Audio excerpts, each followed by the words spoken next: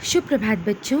आज हम बाल महाभारत कथा के जो हमारा चरण चल रहा है, एक कड़ी, उसके तीसरे चरण पर हैं। इससे पहले हमने 2 पाठों को पढ़ा है, जिसमें पहले पाठ में हमने महाभारत का सार पढ़ा है, उस कथा का सार जिसे आप समरी की तरह समझते हो, और दूसरी में हमने देवव्रत के बारे में पढ़ा है। अब हम पढ़ते हैं अपने तीसरे पाठ को, जिसका शीर्षक है भीष्म प्रतिज्ञा। तो जैसा कि पाठ के शीर्षक से ही आपको पता चल रहा है कि यह किसी प्रतिज्ञा के बारे में है। ठीक है, आओ पढ़ते हैं। तेजस्वी पुत्र को पाकर राजा प्रफुल्लित मन से नगर को लौटे और देवव्रत राजकुमार के पद को सुशोभित करने लगे। 4 वर्ष और बीत गए। एक दिन राजा शांतनु यमुना तट की ओर घूमने गए तो वहाँ अप्सरा सी सुंदर एक तरुणी खड़ी दिखाई दी। तरुणी का नाम सत्यवती था।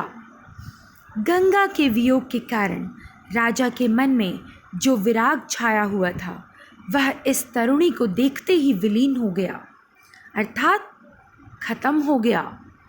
उस सुंदरी को अपनी पत्नी बनाने की इच्छा उनके मन में बलवती हो उठी और उन्होंने सत्यवती से प्रेम याचना की। सत्यवती बोली, मेरे पिता मल्लाहों के सरदार हैं, पहले उनकी अनुमति ले लीजिए, फिर मैं आपकी पत्नी बनने को तैयार हूँ। तो अब तक में आपको क्या समझ में आया कि जो राजा शांतनु थे, उन्होंने देवव्रत को राजमहल में ले जाकर और अपने राज्य में उन्हें युवराज घोषित कर दिया। अब उसके बाद गंगा जी तो उनको छोड़ के चली गई थी, तो वो दुखी तो रहते थे क्योंकि पत्नी उनको छोड़ के जा चुकी थी। एक दिन वो कहाँ गए? यमुना के तट पर घूमने के लिए गए और वहाँ उन्होंने किसे देखा? सत्यवती को देखा। और सत्यवती के रूप से वो इतने आकर्षित हो गए कि उनका जो दुखी मन था वो फिर से प्रफुल्लित हो उठा। तो जब उन्होंने सत्यवती से अपने विवाह की बात की तो सत्यवती ने कहा कि मेरे पिता कौन हैं? मछुआरों के सरदार हैं, आपको उनसे इसकी अनुमति लेनी पड़ेगी। अर्थात जो सत्यवती थी वो किसकी कन्या थी? मछुआरों की कन्या थी। ठीक है, आओ आगे पढ़ते हैं। राजा शांतनु ने जब अपनी इच्छा उन पर प्रकट की तो केवटराज ने कहा, आपको मुझे एक वचन देना पड़ेगा। राजा ने कहा, जो मांगोगे दूंगा, यदि वह मेरे लिए अनुचित ना हो। केवटराज बोले, आपके बाद हस्तिनापुर के राज सिंहासन पर मेरी लड़की का पुत्र बैठेगा, इस बात का आप मुझे वचन दे सकते हैं। तो केवटराज ने क्या कहा? कौन सी शर्त रखी? उन्होंने ये शर्त रखी कि आप अभी राजा हैं और आपके उपरांत जो मेरी बेटी का पुत्र होगा वो ही राजा बनेगा। अब उनके तो शांतनु के तो एक और पुत्र थे पहले से, देवव्रत, और उनको वो युवराज भी घोषित कर चुके थे। युवराज माने आने वाला राजा। ठीक है, अब जो राजा बनेगा। केवटराज की शर्त राजा शांतनु को नागवार लगी। गंगा सुत को छोड़कर अन्य किसी को राजगद्दी पर बैठाने की कल्पना तक उनसे न हो सकी। निराश और उद्विग्न मन से वह नगर की ओर लौट आए। किसी से कुछ भी न कह सके, पर चिंता उनके मन को कौड़े की तरह कुतर कुतर कर खाने लगी। अब वहाँ उन्होंने क्या किया? केवटराज की बात तो मानी नहीं, पर क्योंकि वो सत्यवती को बहुत पसंद कर चुके थे, उस पर वो आकर्षित थे, तो उनके मन में कहीं ना कहीं वो एक टीस थी सत्यवती को अपनी पत्नी के रूप में पाने की। ठीक है, आगे पढ़ते हैं। देवव्रत ने देखा कि उसके पिता के मन में कोई ना कोई व्यथा समाई हुई है। एक दिन उसने शांतनु से पूछा, पिताजी, संसार का कोई भी ऐसा सुख नहीं है जो आपको प्राप्त ना हो, फिर भी इधर कुछ दिनों से आप दुखी दिखाई दे रहे हैं, आपको किस बात की चिंता है? यद्यपि शांतनु ने गोलमोल बातें बताई, फिर भी कुशाग्र बुद्धि देवव्रत को बात समझते देर ना लगी। उन्होंने राजा के सारथी से पूछताछ करके उस दिन केवटराज से यमुना नदी के किनारे जो कुछ बातें हुई थी उनका पता लगा लिया। पिताजी के मन की व्यथा जानकर देवव्रत सीधे केवटराज के पास गए और उनसे कहा कि वह अपनी पुत्री सत्यवती का विवाह महाराज शांतनु से कर। अब इसमें आपको क्या पता चला, जब शांतनु बहुत दुखी रहने लगे तो उनके जो बेटे थे देवव्रत, वो सारा कुछ तो नहीं समझ पाए क्योंकि वो बताते नहीं थे शांतनु, लेकिन काफ़ी कुछ समझ गए कि मेरे पिता क्यों परेशान हैं, क्यों दुखी हैं। अब उन्होंने इस बात को पता लगाना चाहा, तो पिताजी ने तो उनको बताया नहीं, तो उन्होंने किससे पूछा? जो उनके पिताजी के सारथी थे, ठीक है, उनसे पूछा और उनसे पूछताछ करके उनको पता चला कि क्या कहानी है, मेरे पिता क्यों दुखी हैं। और जब उनको पता चला तो वो केवटराज के पास गए। किसके लिए?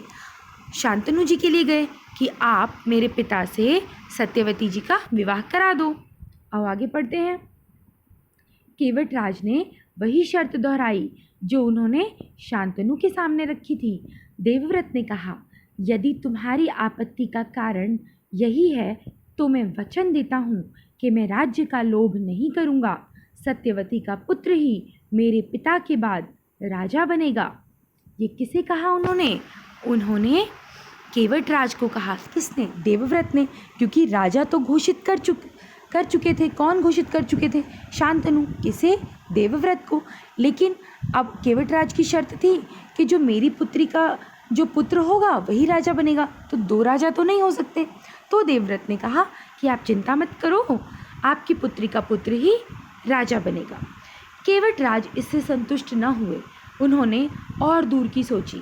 बोले, आर्यपुत्र, इस बात का मुझे पूरा भरोसा है कि आप अपने वचन पर अटल रहेंगे, किंतु आपकी संतान से मैं वैसी आशा कैसे रख सकता हूँ? आप जैसे वीर का पुत्र भी तो वीर ही होगा। बहुत संभव है कि वह मेरे नाती से राज्य छीनने का प्रयत्न करे। इसके लिए आपके पास क्या उत्तर है? उन्होंने केवटराज ने कहा, जो सत्यवती के पिता थे, कि आपके ऊपर तो मैं ट्रस्ट कर लेता हूँ कि आपने जो कहा वो बात सही है, पर कल को जब आप विवाह करोगे, आपकी शादी होगी, तो आपका जो पुत्र होगा वो क्यों मानेगा? वो तो आपके जैसा ही वीर होगा। वो कहेगा कि राज्य तो मुझे चाहिए, क्योंकि ऐसी प्रथा थी। तो फिर मैं क्या करूँगा? फिर तो मेरी पुत्री को के पुत्र को राज्य नहीं मिलेगा, मेरे नाती को। आओ अब देखते हैं उन्होंने क्या कहा। केवटराज का प्रश्न अप्रत्याशित था।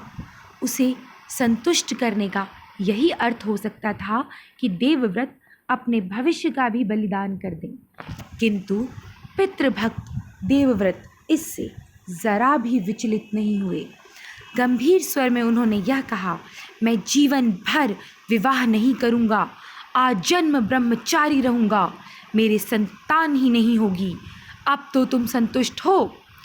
अब यही उनकी बहुत बड़ी प्रतिज्ञा थी जो उन्होंने ये कहा कि मैं जीवन भर विवाह नहीं करूँगा, आजन्म ब्रह्मचारी रहूँगा। किसे कहा उन्होंने? केवटराज को, कि ना मैं विवाह करूँगा, ना मेरा पुत्र होगा, और ना मेरा पुत्र होगा तो ना तुम्हारी ये चिंता होगी कि तुम्हारी पुत्री के पुत्र से कोई राज्य छीनेगा। किसी को आशा न थी कि इस तरुण कुमार ऐसे कठोर प्रतिज्ञा लेंगे। कौन? किसे कहा गया है तरुण कुमार? देवव्रत को। देवव्रत ने भयंकर प्रतिज्ञा की थी, इसलिए उस दिन से उनका नाम ही भीष्म पड़ गया, क्योंकि ये जो प्रतिज्ञा थी आज तक न किसी ने की थी और न ही उस युग तक ऐसा कोई था जो आगे ऐसी कोई प्रतिज्ञा करेगा। इसीलिए उनकी इस प्रतिज्ञा को कहा गया है भीष्म प्रतिज्ञा, और इसी के बाद से उनका नाम भी भीष्म पड़ गया। केवटराज ने सानंद अपनी पुत्री को देवव्रत के साथ विदा किया। उन्होंने किसके साथ विदा कर दिया कि ठीक है, अब मैं आपकी बात पे ट्रस्ट करता हूँ पूरी तरह से, अब आप इन्हें ले जाओ। सत्यवती से शांतनु के 2 पुत्र हुए। अब शादी हो गई, विवाह हो गया दोनों का, तो अब पुत्र हुए। कौन कौन से? चित्रांगद और विचित्रवीर्य। शांतनु के देहावसान पर चित्रांगद हस्तिनापुर के सिंहासन पर बैठे और उनके युद्ध में मारे जाने पर विचित्रवीर्य की 2 रानियां थीं। अब पहले कौन बैठे? चित्रांगद बैठे, पर चित्रांगद बहुत बीमार रहते थे और युद्ध में मारे गए। तो उसके बाद कौन बैठे? विचित्रवीर्य। अब उनकी कौन थी? 2 रानियां थी। 2 रानियां थी कौन कौन सी? अंबिका और अंबालिका। अंबिका के पुत्र थे धृतराष्ट्र और अंबालिका के पांडु। धृतराष्ट्र के पुत्र कौरव कहलाए और पांडु के पांडव। महात्मा भीष्म। शांतनु के बाद से कुरुक्षेत्र युद्ध का अंत होने तक उस विशाल राजवंश के सामान्य कुलनायक और पूज्य बने रहे। शांतनु के बाद कुरुवंश का क्रम यह रहा। अब देखो यहाँ पर ये क्रम समझाया गया है एक फ्लो चार्ट में। सबसे ऊपर किसका है? शांतनु। शांतनु की कितनी थी रानियाँ? 2 रानियाँ थी। कौन कौन? गंगा और एक सत्यवती। गंगा से जो पुत्र प्राप्त हुआ उसका नाम था देवव्रत, और सत्यवती से 2 पुत्र हुए, चित्रांगद और विचित्रवीर्य। चित्रांगद का तो विवाह नहीं हुआ, विचित्रवीर्य का विवाह हुआ। इनकी भी 2 रानियाँ थी, अंबिका और अंबालिका। अंबिका से कौन हुआ? धृतराष्ट्र, और अंबालिका से पांडु। धृतराष्ट्र से जो पुत्र हुए वो कौरव कहलाए, और पांडु से जो पुत्र हुए वो पांडव कहलाए।